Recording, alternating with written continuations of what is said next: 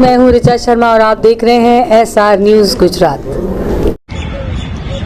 ગુજરાતના તમામ ન્યાયપ્રિય લોકો, સંવિધાન પ્રેમી લોકો અને ખાસ કરીને ગુજરાતના 50 લાખ દલિતોને ખૂબ અભિનંદન, જેને સત્તાનો ખૂબ ઘમંડ છે, ઉચ્ચ આઈપીએસ અધિકારી હોવાનો જેનો બહુ પાવર છે અને જેના છેડા ગાંધીનગરના દિલ્હીમાં બહુ મજબૂત છે એવા રાજકુમાર પાંડેને ભાઈ શ્રી હિતેન્દ્ર પીઠાડિયા અને મારું અપમાન કરવાની જે કોશિશ કરી હતી એના પગલે ગુજરાતના દલિત સંગઠનોએ પોતાની એકતાના તાકાતનો પરિચય કરાવ્યો અને એનું પરિણામ ગઈકાલે એ આવ્યું કે આ રાજકુમાર પાંડેને CID ક્રાઇમ માટે ખસેડીને એને લો એન્ડ ઓર્ડરના ADGP તરીકે મૂકી દેવામાં આવ્યા છે।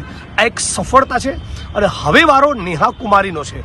મહીસાગરના કલેક્ટર નેહા કુમારીએ જે પ્રમાણે દલિત, આદિવાસી, OBC સમાજનું અપમાન કર્યું એની પણ ટ્રાન્સફર થશે, એને પણ સસ્પેન્ડ કરાવવાની છે અને એની સામે ગુનો પણ દાખલ કરાવવાનો છે।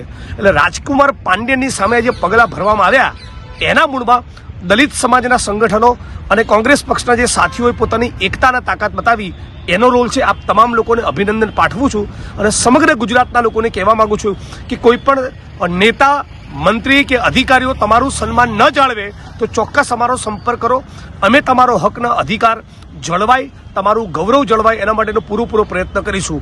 જે પણ ખોટું કરશે એ ભોગવશે, એ રાજકુમાર પાંડેન હોય, નેહા કુમારી હોય કે જિગ્નેશ મેવાણી હોય।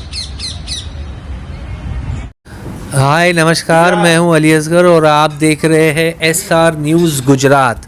Please like, subscribe and share करो।